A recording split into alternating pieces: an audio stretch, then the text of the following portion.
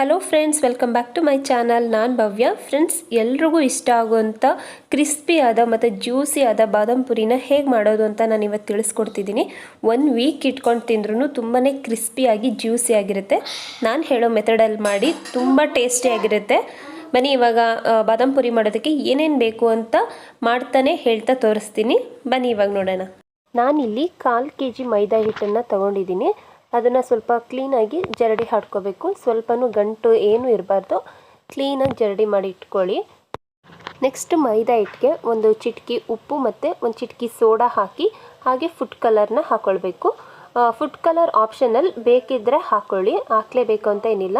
ಅದ್ರ ನೆಕ್ಸ್ಟು ಮತ್ತು ತುಪ್ಪ ಮತ್ತು ಎಣ್ಣೆನ 2 ಟೇಬಲ್ ಸ್ಪೂನಷ್ಟು ಹಾಕಿ ಚೆನ್ನಾಗಿ ಬಿಸಿ ಮಾಡಿ ಅದನ್ನು ಮೈದಾ ಹಿಟ್ಟಿಗೆ ಹಾಕಿ ಚೆನ್ನಾಗಿ ಅದನ್ನು ಕಲಿಸ್ಕೊಳ್ಬೇಕು. ಚೆನ್ನಾಗಿ ತುಪ್ಪ ಎಣ್ಣೆಯಲ್ಲಿ ಕಲಸಾದ ಮೇಲೆ ಸ್ವಲ್ಪನೇ ನೀರು ಹಾಕ್ತಾ ಅದನ್ನು ಚಪಾತಿ ಹಿಟ್ಟಿನ ಅದಕ್ಕೆ ಕಲಿಸ್ಬೇಕು.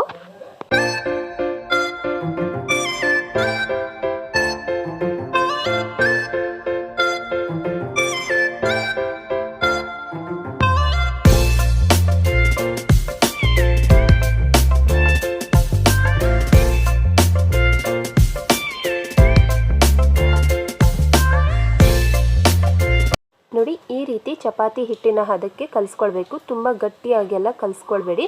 ಈ ರೀತಿ ಕಲಿಸ್ಬಿಟ್ಟು ಒಂದು 15 ಮಿನಿಟ್ಸ್ ತನಕ ಅದನ್ನು ಮುಚ್ಚಿಡಿ. ಆವಾಗ ನಿಮಗೆ ಅದನ್ನು ಲಟ್ಸೋಕ್ಕೆಲ್ಲ ಈಸಿಯಾಗಿರುತ್ತೆ ಮತ್ತು ಕ್ರಿಸ್ಪಿಯಾಗಿ ಬರುತ್ತೆ. ಹಿಟ್ಟು ಸ್ವಲ್ಪ ಮೃದು ಆಗೋ ತನಕ ನಾನಿಲ್ಲಿ ಫಸ್ಟು ಶುಗರ್ ಸಿರಪ್ ಮಾಡ್ಕೊಳ್ತಿದ್ದೀನಿ. ಮೈದಾ ಹಿಟ್ಟು ಯಾವ ಇದರಲ್ಲಿ ತೊಗೊಂಡಿದೆ ಅದರಲ್ಲೇ 1 ಬೌಲಷ್ಟು ಮೈದಾ ಹಿಟ್ಟು ಹಾಗೆ 1.5 ಕಪ್ಪಷ್ಟು ಇಲ್ಲಿ ನೀರನ್ನ ಹಾಕಿ ಶುಗರ್ ಸಿರಪ್ನ ನಾನಿಲ್ಲಿ ಮಾಡ್ಕೊಳ್ತಿದ್ದೀನಿ. ನಾನಿಲ್ಲಿ ಶುಗರ್ ಸಿರಪ್ಗೆ ಹಾಕೋಕ್ಕೆ ಅಂತ ಒಂದು 4 ಏಲಕ್ಕಿನ 1 ಟೇಬಲ್ ಸ್ಪೂನ್ ಸಕ್ಕರೆ ಜೊತೆ ಹಾಕಿ ಚೆನ್ನಾಗಿ ಪುಡಿ ಮಾಡ್ಕೊಳ್ತಾ ಇದ್ದೀನಿ. ಸಕ್ಕರೆ ಜೊತೆ ಹಾಕೊಳ್ಳೋದ್ರಿಂದ ಬೇಗ ಪುಡಿ ಆಗುತ್ತೆ. ಇದನ್ನು ಶುಗರ್ ಸಿರಪ್ಗೆ ಹಾಕೋದ್ರಿಂದ ಫ್ಲೇವರ್ ತುಂಬಾ ಚೆನ್ನಾಗಿರುತ್ತೆ. ನಾನಿಲ್ಲಿ ಶುಗರ್ ಸಿರಪ್ಗೆ ಏಲಕ್ಕಿ ಪುಡಿನ ಸೇರಿಸ್ತಿದ್ದೀನಿ. ಹಾಗೆ ಪಾಕ ಗಟ್ಟಿ ಆಗಬಾರ್ದು ಅಂದರೆ ನಾವಿಲ್ಲಿ ಒಂದು 1/2 ಲೆಮನನ್ನು ಸೇರಿಸ್ಬೇಕಾಗಿರುತ್ತೆ. ಸೊ ಪಾಕ ಗಟ್ಟಿ ಆಗಬಾರ್ದು ಅಂತ ನಾನಿಲ್ಲಿ ಒಂದು 1/2 ಲೆಮನನ್ನು ಸೇರಿಸ್ತಿದ್ದೀನಿ.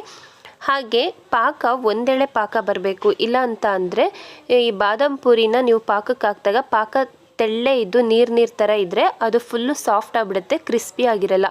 ನೋಡಿ, ಇಲ್ಲಿ ಈ ರೀತಿ ಒಂದೆಳೆ ಪಾಕ ಬಂದಿದೆಯಾ ಅಂತ ಚೆಕ್ ಮಾಡ್ಕೋಬೇಕು. ಅದಾದಮೇಲೆ ಇದನ್ನು ಫ್ಲೇಮ್ನ ಆಫ್ ಮಾಡಿ ಫುಲ್ ಬೆಚ್ಚಗಾದ ಮೇಲೆ ಬಾದಾಮ್ ಪುರಿನ ಕರೆದು ಅದರಲ್ಲಿ ಬೆರೆಸಬೇಕು.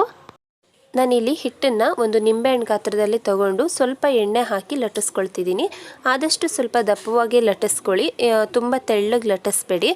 ಇದನ್ನು ಟ್ರಯಾಂಗಲ್ ಶೇಪಲ್ಲಿ ನಾವು ಮಡ್ಚೋದ್ರಿಂದ ಇದನ್ನು ರೌಂಡ್ ಶೇಪಾಗೆ ಲಟ್ಟಿಸ್ಬೇಕು ಅಂತ ಏನಿಲ್ಲ, ಯಾವ ಶೇಪಲ್ಲಾದರೂ ಲಟ್ಟಿಸ್ಕೊಳ್ಳಿ. ಹಾಗೆ ಅದನ್ನು ಮಡ್ಚಬೇಕಾದ್ರೆ ನಾವು ಟ್ರಯಾಂಗಲ್ ಶೇಪಲ್ಲಿ ಮಡ್ಚ್ತೀವಲ್ವ, ಸೊ ರೌಂಡ್ ಶೇಪೇ ಬರಬೇಕು ಅಂತ ಏನಿಲ್ಲ.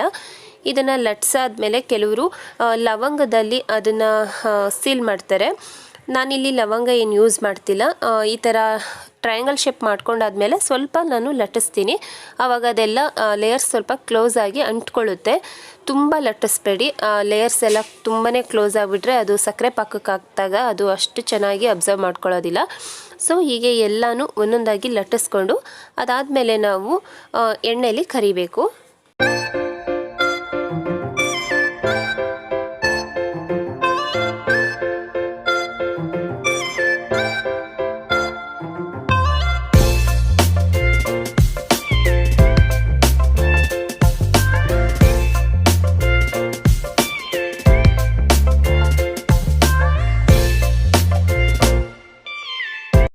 ಇವಾಗ ಎಣ್ಣೆನ ಬಿಸಿ ಮಾಡೋದಕ್ಕೆ ಇಡ್ತಿದ್ದೀನಿ. ಆದಷ್ಟು ಲೋ ಫ್ಲೇಮಲ್ಲಿ ಇಟ್ಟು ಬಿಸಿ ಮಾಡ್ಕೊಳ್ಳಿ. ತುಂಬ ಹೈ ಫ್ಲೇಮಲ್ಲಿ ಇಟ್ಟು ಎಣ್ಣೆ ಹೆಚ್ಚು ಕಾದಿರಬೇಕಾದ್ರೆ ಹಾಕಬೇಡಿ, ಅದು ಬಾದಾಮ್ ಪುರಿ ಎಲ್ಲ ಸೀದೋಗ್ಬಿಡುತ್ತೆ. ಸೊ ಎಣ್ಣೆ ಸ್ವಲ್ಪ ಕಾದಾದ್ಮೇಲೆ ಒಂದೊಂದನ್ನೇ ಹಾಕಿ ಕರಿಬೇಕು. ಇಲ್ಲಾಂತಂದರೆ ಒಟ್ಟಿಗೆ ಹಾಕ್ಕೊಳ್ಳೋದ್ರಿಂದ ಅದೆಲ್ಲ ಮುರಿದೋಗೋ ಚಾನ್ಸಸ್ ಇರುತ್ತೆ. ನನ್ನ ಕಡಾಯಿ ಸ್ವಲ್ಪ ದೊಡ್ಡದಿರೋದ್ರಿಂದ ನಾನಿಲ್ಲಿ 3 ಹಾಕಿ ಕರಿತಿದ್ದೀನಿ. ಆದಷ್ಟು ಲೋ ಫ್ಲೇಮಲ್ಲಿ ಇಟ್ಟು ಕರಿಬೇಕು. ಅದು ಸ್ವಲ್ಪ ಗೋಲ್ಡನ್ ಕಲರ್ ಬರಬೇಕು, ಅಲ್ಲಿ ತನಕ ಕರೀರಿ. ಇಲ್ಲ ಅಂತ ಅಂದರೆ ಅದೆಲ್ಲ ಫುಲ್ ಸಾಫ್ಟ್ ಆಗಿಬಿಡುತ್ತೆ. ನೀವು ಶುಗರ್ ಸಿರಪ್ಗೆ ಹಾಕಿದಾಗ ಕ್ರಿಸ್ಪಿ ಆಗಿರೋದಿಲ್ಲ. ಸೊ ಚೆನ್ನಾಗಿ ಅದನ್ನು ಕರೆದಾದ್ಮೇಲೆ ನೀವು ಶುಗರ್ ಸಿರಪ್ಗೆ ಹಾಕಬೇಕು. ನೋಡಿ, ಇದು ಇವಾಗ ಚೆನ್ನಾಗಿ ಬೆಂದಿದೆ. ಇವಾಗ ಇದು ಬೆಂದಾದ್ಮೇಲೆ ಒಂದೊಂದನ್ನೇ ತೆಗೆದು ಅದನ್ನು ಸಕ್ಕರೆ ಸಿರಪ್ಗೆ ಹಾಕಬೇಕು. ಸಕ್ಕರೆ ಸಿರಪ್ಪು ಬೆಚ್ಚಗಿರಬೇಕು. ಬಾದಾಮ್ ಪುರಿ ಬಿಸಿ ಇರಬೇಕಾದ್ರೇ ಹಾಕಬೇಕು. ತಣ್ಣಗಾದ್ಮೇಲೆ ಹಾಕ್ಕೊಳ್ಳೋದ್ರಿಂದ ಅದು ಶುಗರ್ ಸಿರಪ್ನ ಅಬ್ಸರ್ವ್ ಮಾಡ್ಕೊಳ್ಳೋದಿಲ್ಲ. ಇದನ್ನು ಶುಗರ್ ಸಿರಪಲ್ಲೇ ನೆನೆಸಬೇಕು ಅಂತ ಏನಿಲ್ಲ. 1 ಮಿನಿಟ್ ತನಕ ಎರಡೂ ಕಡೆನೂ ಚೆನ್ನಾಗಿ ಅದನ್ನು ಡಿಪ್ ಮಾಡಿ ಮೇಲೆತ್ತಬೇಕು. ಈ ಥರ ಮಾಡೋದ್ರಿಂದ ಅದು ಜ್ಯೂಸಿಯಾಗಿ ಕ್ರಿಸ್ಪಿಯಾಗಿ ಚೆನ್ನಾಗಿರುತ್ತೆ.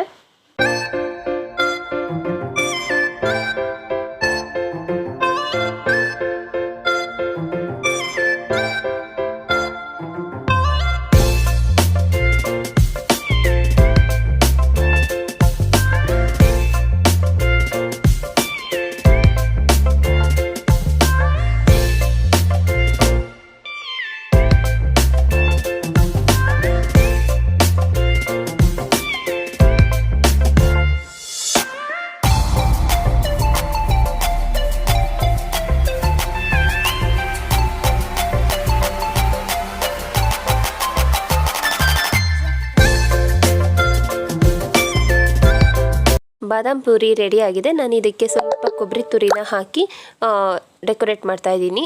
ಚೆನ್ನಾಗಿ ಕಾಣಿಸುತ್ತೆ ಅಂತ ಅಷ್ಟೇ, ಹಾಕಲೇಬೇಕು ಅಂತ ಏನಿಲ್ಲ. ನಾನು ತೋರಿಸಿದ ರೀತಿ ನೀವು ಮಾಡ್ಕೊಳ್ಳೋದ್ರಿಂದ 1 ವೀಕ್ ಇಟ್ಟರೂ ಅದು ಕ್ರಿಸ್ಪಿಯಾಗಿ ಜ್ಯೂಸಿಯಾಗಿ ತುಂಬ ಚೆನ್ನಾಗಿರುತ್ತೆ. ಓಕೆ ಫ್ರೆಂಡ್ಸ್, ಈ ವಿಡಿಯೋನ ನಾನು ಇಲ್ಲಿಗೆ ಎಂಡ್ ಮಾಡ್ತಾ ಇದ್ದೀನಿ. ಈ ವಿಡಿಯೋ ಇಷ್ಟ ಆದರೆ ಪ್ಲೀಸ್ ಒಂದು ಲೈಕ್ ಮಾಡಿ, ಹಾಗೆ ನಿಮ್ಮ ಫ್ರೆಂಡ್ಸ್ ಆ್ಯಂಡ್ ಫ್ಯಾಮಿಲಿಗೆ ಶೇರ್ ಮಾಡಿ. ನನ್ನ ಚಾನಲ್ನ ಸಬ್ಸ್ಕ್ರೈಬ್ ಮಾಡ್ಕೊಳ್ಳಿಲ್ಲ ಅಂದರೆ ಪ್ಲೀಸ್ ಸಬ್ಸ್ಕ್ರೈಬ್ ಮಾಡ್ಕೊಳ್ಳಿ, ಹಾಗೆ ನನ್ನ ಚಾನಲ್ಗೆ ಸಪೋರ್ಟ್ ಮಾಡಿ ಅಂತ ಕೇಳ್ಕೊಳ್ತಾ ಸಿಗೋಣ ಮುಂದಿನ ವಿಡಿಯೋದಲ್ಲಿ. Thank you for watching. Until then take care, bye.